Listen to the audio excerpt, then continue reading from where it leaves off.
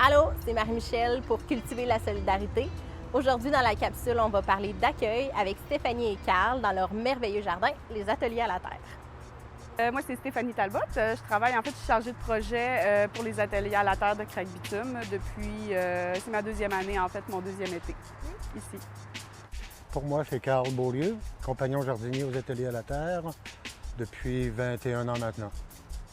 Est-ce que vous pourriez nous parler de la ou des vocations principales du Jardin des Ateliers à la Terre? Une vocation de production, bien sûr, parce qu'on touche à la sécurité alimentaire.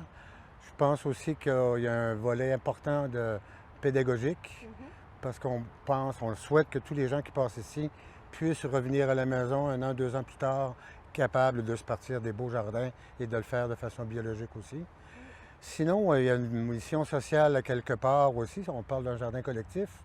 Donc, on a à travailler ensemble, par et pour. Fait que quelque part, c'est un travail de tous les jours, bien évidemment. On va pouvoir parler un peu plus tantôt de vos méthodes d'accueil, si on peut dire, qui sont spéciales aux Ateliers à la Terre. Mais vous avez la chance d'avoir vraiment un immense terrain. Est-ce qu'on peut le visiter? Bien sûr. On est dans notre jardin d'herbes médicinales. C'est majoritairement des plantes vivaces qui sont là.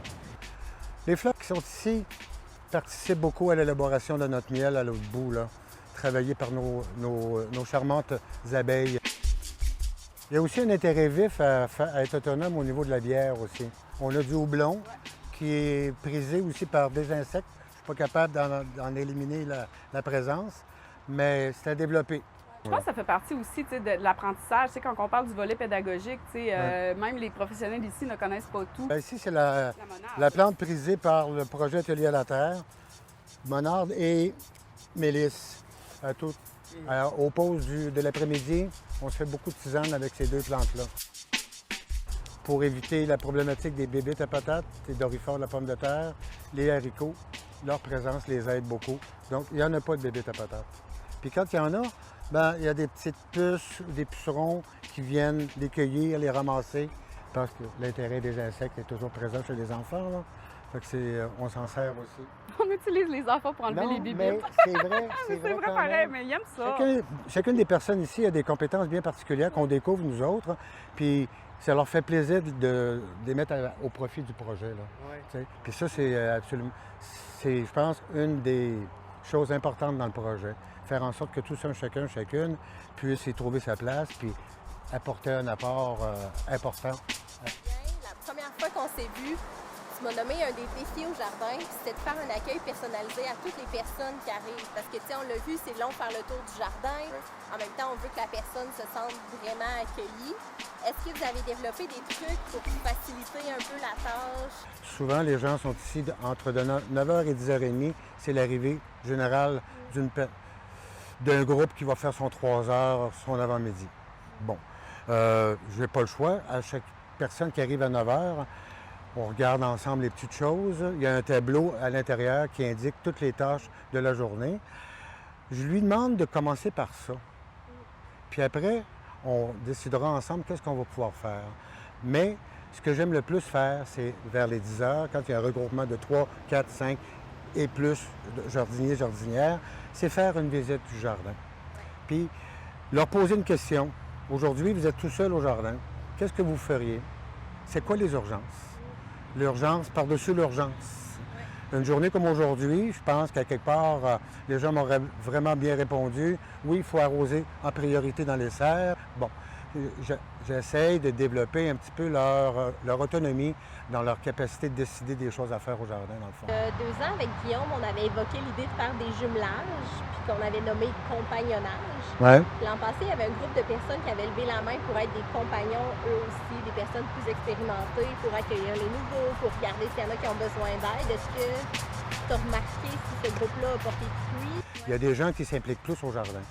Fait que ces gens-là qui viennent plus souvent que le 6 heures demandées semaine, oui, c'est les gens qui accompagnent les autres, dans le fond. On passe souvent par ces personnes-là de façon générale. Les piliers que j'appelle un petit peu, ceux-là qui sont là depuis soit plusieurs années ou qui sont là depuis peu de temps, mais qui ont tellement trippé sur le projet, qui sont là souvent. C'est sûr que c'est eux autres qui sont au courant des premières choses pour qu'ils puissent, par exemple, Si je donne une consigne, mettons, parce qu'il y a eu beaucoup de changements cette année à cause de la COVID, de pouvoir le dire à ces personnes-là, puis pouvoir le propager par après, propager la bonne ou la vraie nouvelle, vous comprenez? L'idée, c'est de faire un tout, puis d'intégrer tout le monde, en fait, le mieux possible. Puis, Steph, est-ce que tu peux me parler un peu plus du groupe d'orthithérapie? Oui. L'orthithérapie, en fait, c'est un groupe en provenance du CIUS. En fait, c'est un groupe, on appelle ça des résidences en assistance continue. C'est un groupe, en fait, avec des lourds problèmes de santé mentale qui ne sont pas autonomes, donc, dans la société. J'avais découvert le jardin. Hey, on peut-tu venir? Elle m'avait appelé. J'ai dit, ben oui, avec plaisir. Ça sert un peu, en fait, un petit peu toujours, quand je parle de réinsertion sociale, de lui faire prendre contact avec d'autres personnes, en fait, des personnes, la société, en fait, littéralement. Donc, eux autres, ils peuvent venir sur place, donc, d'un, s'impliquer dans un projet concret, voir des résultats concrets. Pour eux autres, c'est très satisfaisant. Ils peuvent venir en même temps que tout le monde, sont gérés par une travailleuse sociale ou 2 ou 3. Puis ils viennent s'impliquer au jardin, puis c'est très valorisant. Les sourires sont là, tu sais, des fois ils repartent avec un bouquet de fleurs. Puis un autre jardin ailleurs aimerait mettre quelque chose de similaire en place. Est-ce que tu as quelques trucs ou des notes, des choses auxquelles penser que tu pourrais partager? C'est un groupe, en fait, c'est des groupes, ce type de groupe-là. Puis c'est vrai aussi pour les garderies, c'est pas des groupes qu'on peut laisser aller n'importe comment, comme, mettons, un participant régulier, comme un enfant. Tu peux pas le laisser aller 17 enfants dans le jardin, il peut avoir des bris. Donc, c'est un petit peu le même principe. Il faut bien les encadrer, d'avoir quelqu'un quasiment spécifique à ce groupe-là.